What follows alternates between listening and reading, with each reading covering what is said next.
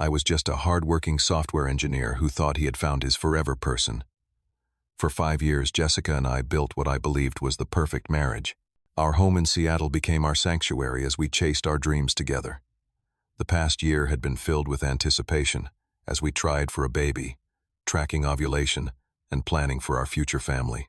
Then came that Thursday evening when Jessica returned home with news that changed everything. She smirked as she said those words that still echo in my mind. "I am pregnant, but it is not yours." Her demand for alimony, despite her betrayal, left me breathless.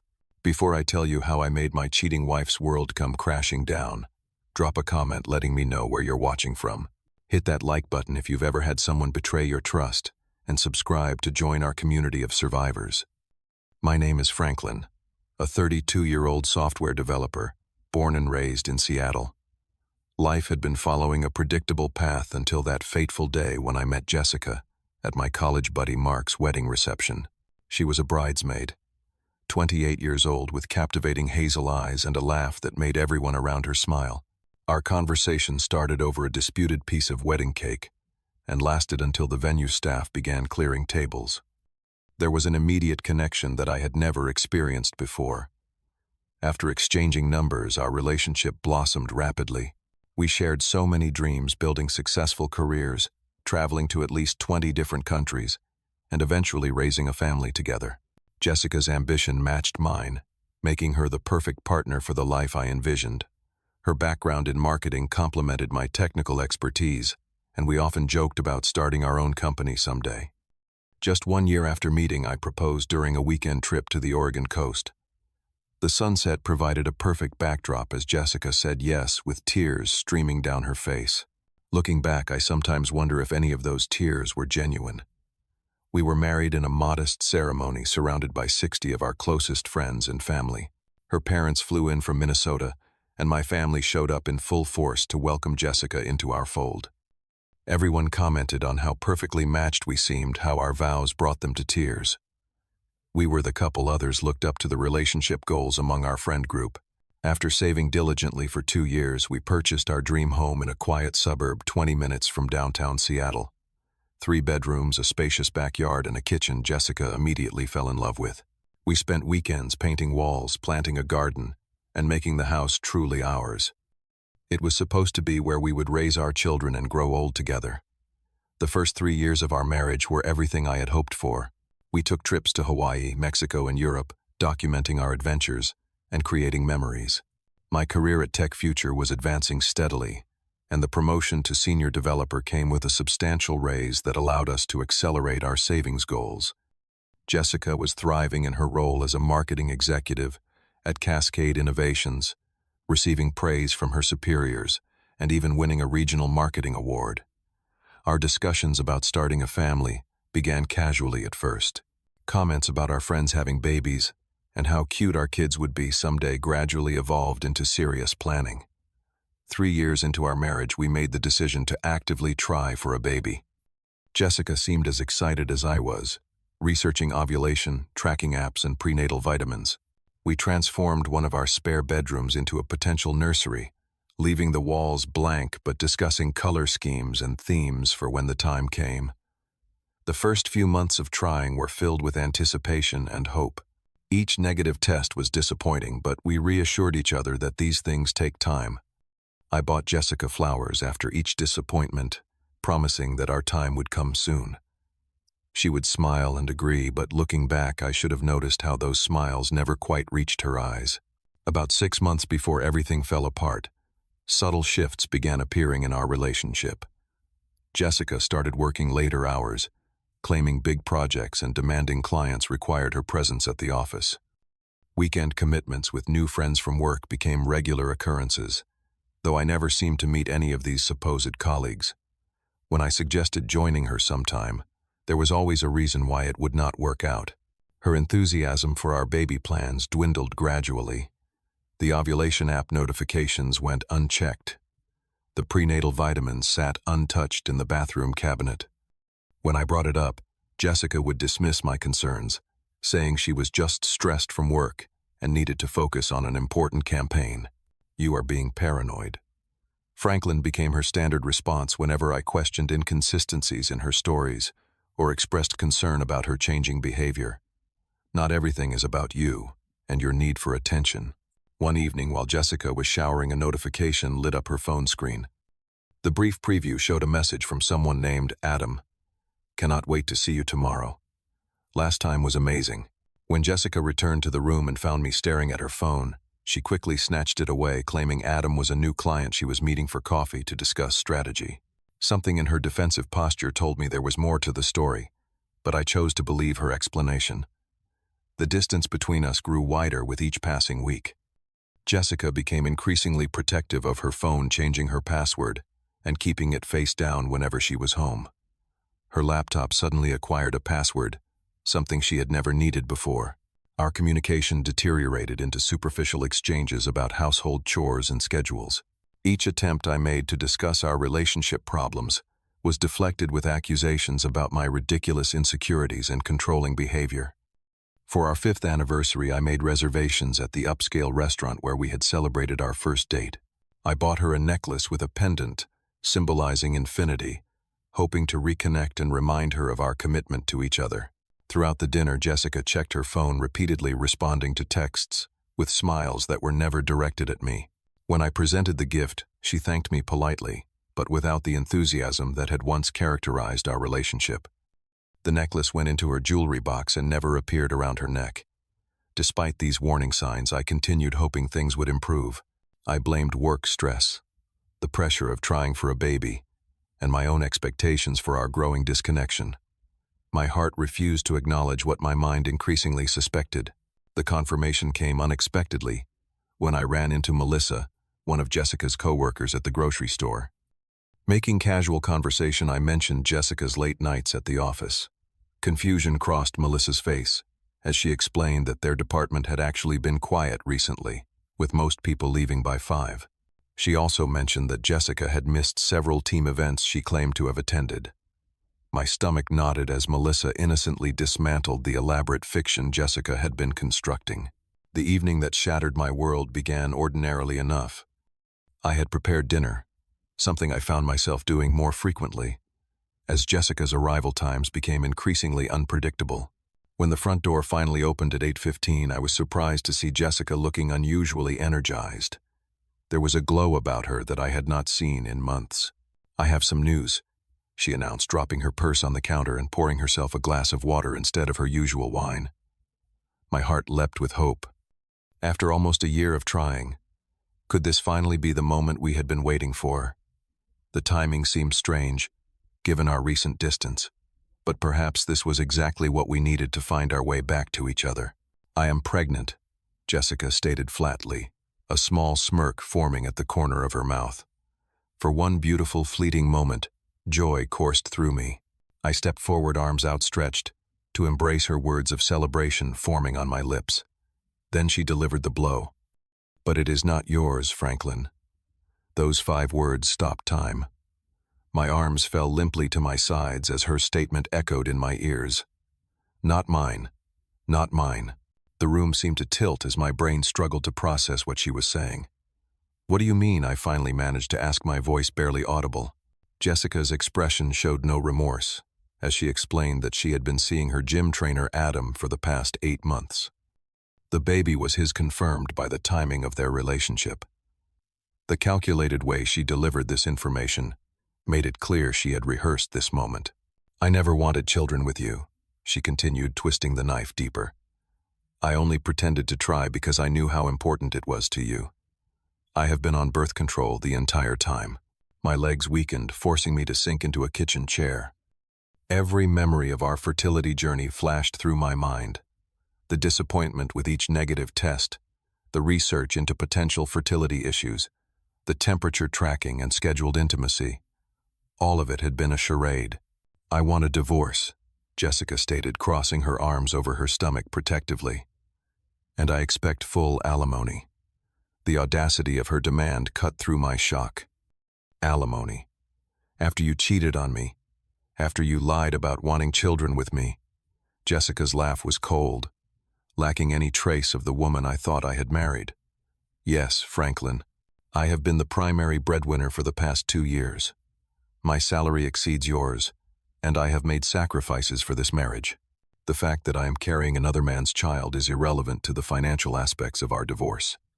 She outlined her expectations with disturbing precision: the house half of my retirement savings, monthly alimony payments to maintain her quality of life, and a significant portion of our joint investments. When I pointed out that her infidelity should impact these demands, her confidence never wavered. "Adam and I have consulted with an attorney. The courts favor pregnant women, regardless of paternity. You can either agree to my terms or face a long, expensive legal battle that you will ultimately lose." Jessica revealed that she and Adam had been planning this for months. Their relationship had progressed far beyond a physical affair into something more calculated. They had systematically assessed our assets, consulted legal experts, and determined exactly how much they could extract from me. "Adam is moving in with me next week," she announced. "I suggest you find somewhere else to stay.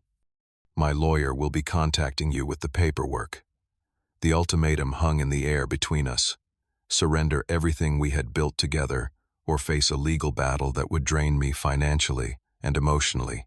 In that moment, speechless and reeling, I could only watch as Jessica gathered some belongings and walked out the door, taking my future as I had imagined it with her. The days following Jessica's revelation became a blur of grief and disbelief. After she moved the majority of her clothes to Adam's apartment, I found myself alone in the home we had chosen together, surrounded by memories that now felt tainted. Every photograph, every piece of furniture we had selected together, became a painful reminder of the lies that had formed the foundation of our relationship. Sleep eluded me as my mind relentlessly replayed every moment of our marriage, searching for signs I had missed. The weight of betrayal crushed my chest, making it difficult to breathe. I lost 15 pounds in 2 weeks, subsisting on coffee and whatever food friends dropped off that I could force myself to eat. My work performance suffered significantly. Projects that would normally take me hours stretched into days as I struggled to focus through the fog of depression. My supervisor noticed the change, but graciously attributed it to personal issues and redistributed some of my workload. The understanding only deepened my shame at being so thoroughly deceived. Friends reached out, but I withdrew, unable to face their pity or well-intentioned advice. My phone filled with unanswered messages and missed calls. Each ring might be Jessica's lawyer, or worse, Jessica herself, with more demands. Eventually, I stopped checking it altogether. Rock bottom came 20 days after Jessica's announcement. I found myself sitting on the floor of what would have been the nursery, surrounded by paint samples we had collected, and a stuffed bear I had secretly purchased when we first started trying. The magnitude of the deception overwhelmed me. Not only had I lost my wife, but I had lost the future family I had believed we were building together. In that empty room with its hollow promises, I finally allowed myself to break down completely. The turning point arrived unexpectedly the following morning. My best friend Tyler, concerned by my silence, used his spare key to enter the house. Finding me unshaven and defeated, he took immediate action. He opened windows, threw away takeout containers, and physically pulled me into the shower. His no-nonsense approach cut through my haze of self-pity. "Enough," Franklin Tyler said firmly, as he placed a plate of real food in front of me. "You have been ghosting everyone for almost 3 weeks. We are worried about you." Over the next several hours, Tyler listened as I poured out the entire story. Unlike the sympathetic head tilts and placating words I had feared, Tyler responded with righteous anger on my behalf. "This is not just cheating," he stated, pacing the kitchen. "This is calculated fraud. Jessica and this Adam guy have been planning this, man. They are trying to rob you." Tyler's perspective shifted something within me. I had been viewing myself as a victim of heartbreak, but this was something more deliberate. Jessica was not just leaving me. She and her lover were strategically attempting to take everything I had worked for. My brother-in-law Keith is a private investigator. Tyler continued, pulling out his phone.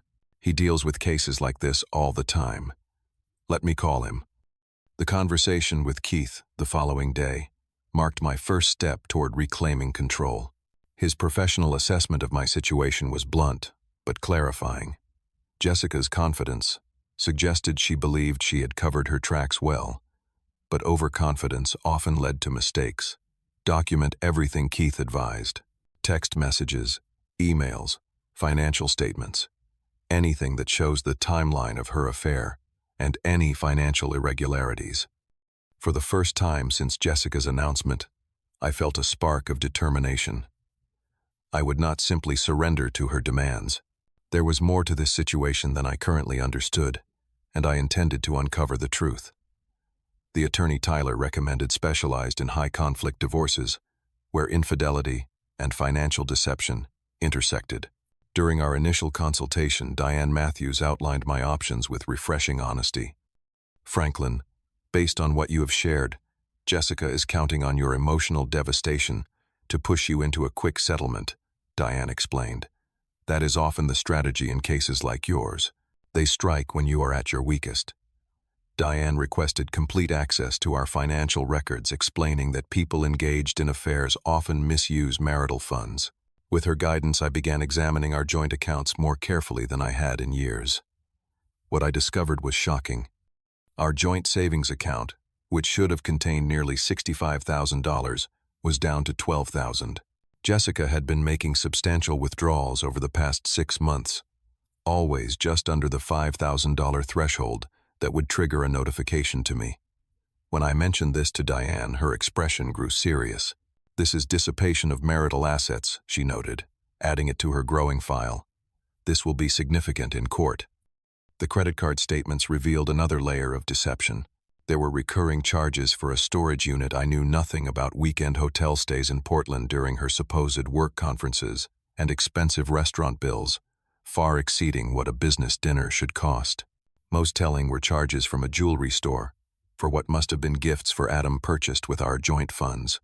"Document everything," Diane repeated. "And do not confront Jessica with any of this yet. We want to build our case thoroughly before showing our hand." With a renewed sense of purpose, I returned home and began what I called Operation Truth. As a software developer, I had skills that most people lack when it comes to digital forensics. While Jessica had been careful with her phone, she had underestimated my ability to recover data from our home computer and cloud backups. Our shared laptop contained a treasure trove of information once I began digging. Jessica had deleted numerous emails, but data is rarely truly gone in the digital world. Using recovery software, I unearthed conversations between Jessica and Adam, dating back 15 months, far longer than the 8 months she had claimed. The content of these messages revealed a calculated plan rather than a passionate affair. "Franklin is clueless," Jessica had written 10 months ago. "He is so focused on having a baby that he does not notice anything else. We just need to be patient." Later emails discussed their financial strategy. "My lawyer says timing is everything," Jessica wrote to Adam.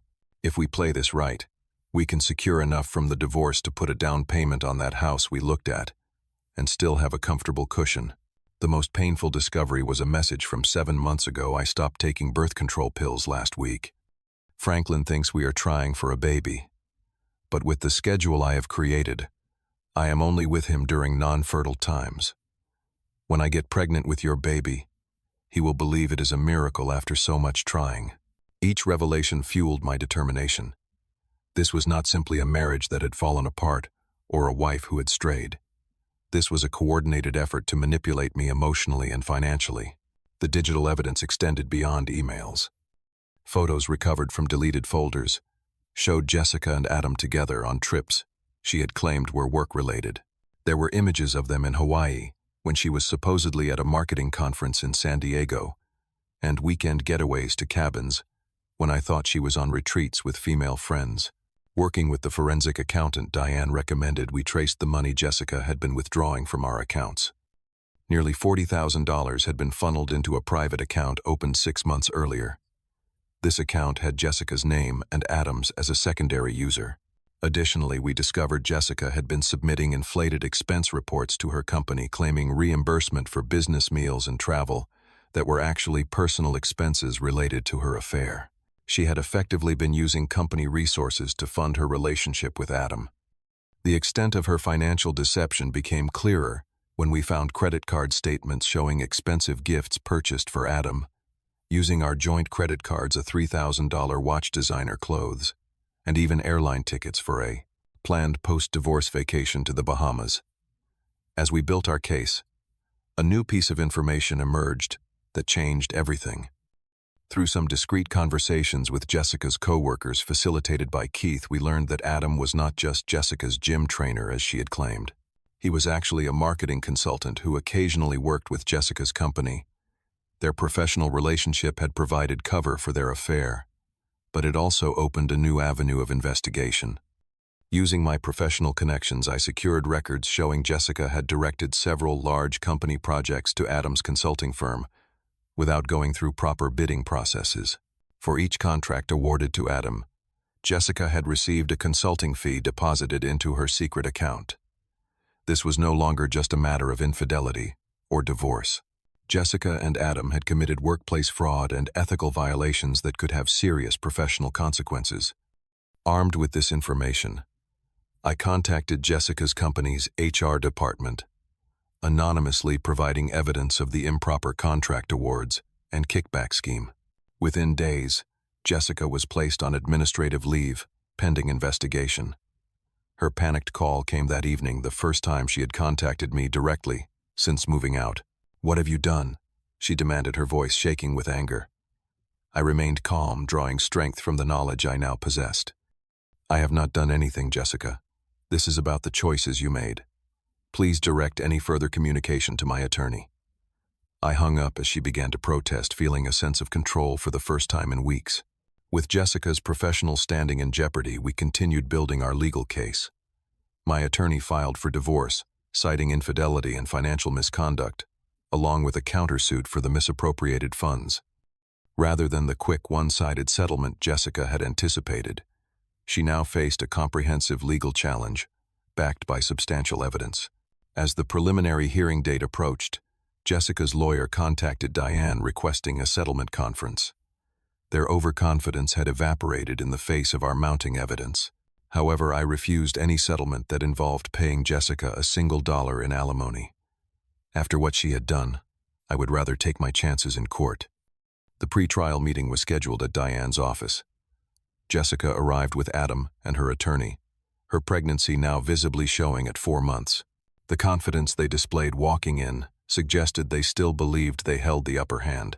Jessica's lawyer presented their generous offer: reduced alimony for 3 years, a 50-50 split of all assets, including my retirement accounts, and Jessica keeping the house.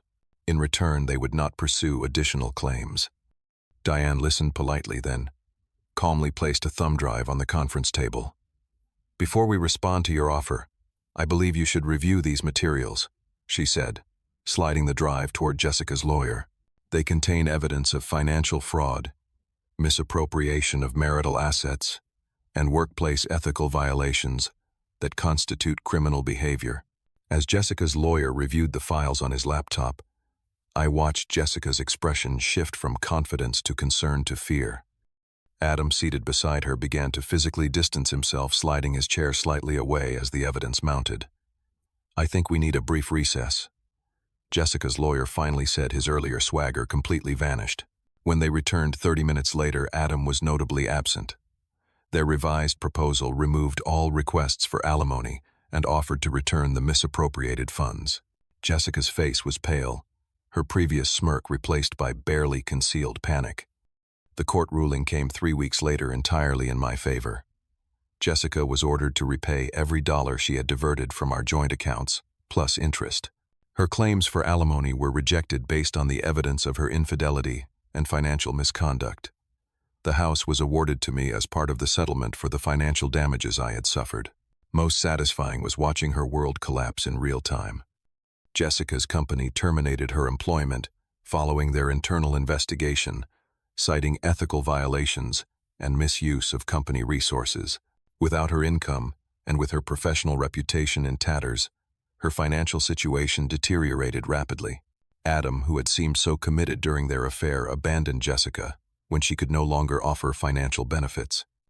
Through mutual friends, I learned he had broken things off, unwilling to support her and their unborn child now that the prospect of a financial windfall had disappeared. 2 months after the divorce was finalized, Jessica appeared at my door, 6 months pregnant. and clearly struggling. She attempted to apologize, suggesting we might reconcile for the sake of her baby. The desperation in her eyes confirmed what I already knew. Her carefully constructed plans had backfired completely. "I am not interested," I told her firmly. "Please respect the court order regarding contact. Good luck with your life, Jessica." I closed the door on her tearful protests, feeling not joy but a quiet sense of justice. The months following the divorce were focused on rebuilding. While the legal victory provided validation, healing emotionally proved to be a separate journey entirely. With the house now legally mine alone, I decided to renovate it completely, removing all traces of the life Jessica and I had planned together. The nursery that had once been a symbol of our future family became a home office where I pursued freelance projects in addition to my day job. The extra income helped rebuild the savings Jessica had depleted.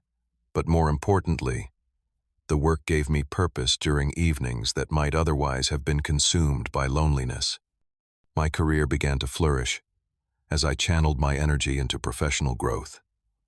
6 months after the divorce, I received an offer for a director of engineering position at a promising startup. The new role came with stock options and a significant salary increase, representing a fresh start professionally. The friends who had stood by me during the darkest days remained crucial to my recovery. Tyler and his wife invited me for weekly dinners, providing a sense of family when I needed it most. Slowly, I began accepting other social invitations, gradually expanding my circle beyond those who knew me as half of Franklin and Jessica.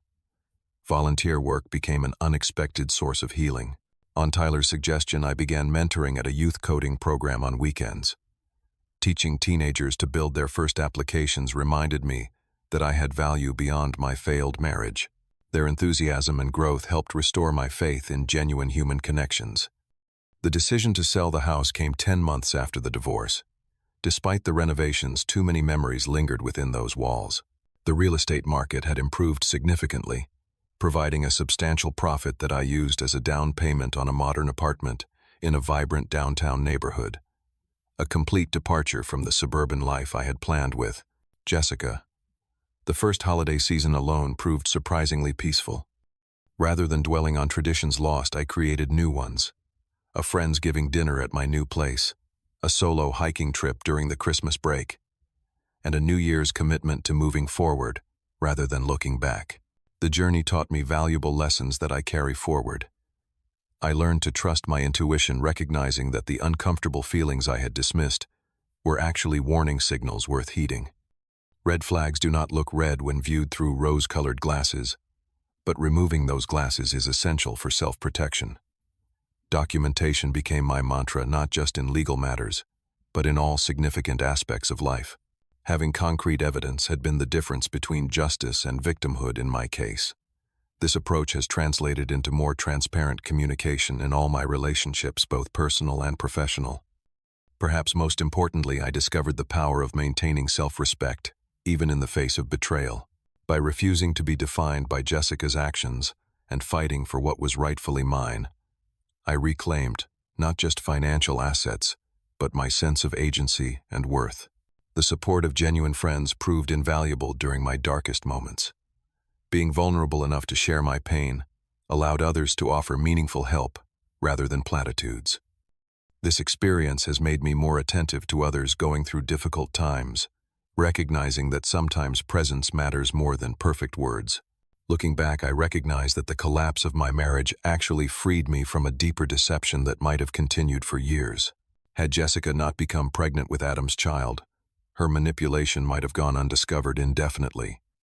While the revelation was painful, the truth offered a pathway to an authentic life that would have been impossible within the framework of lies. Today, 2 years after that devastating evening in our kitchen, I can say with conviction that betrayal, while painful, can be a powerful teacher. It strips away illusions and forces confrontation with reality. Through this process, I have built a life that is more honest, more fulfilling, and more truly mine than the one I thought I had lost. I remain open to the possibility of trust and even love in the future. But I carry with me a hard-won wisdom. Trust should be built on consistent actions over time, rather than promises or appearances. This perspective is not cynicism, but a healthier, more grounded approach to relationships of all kinds. Sometimes what seems like the end of your world is actually the beginning of a better one. Has anyone else found that their worst moments led to unexpected growth? Share your story in the comments below. If this resonated with you, please hit the like button and subscribe to hear more stories of overcoming betrayal and finding strength. Thank you for listening, and remember that your worth is never determined by how others treat you.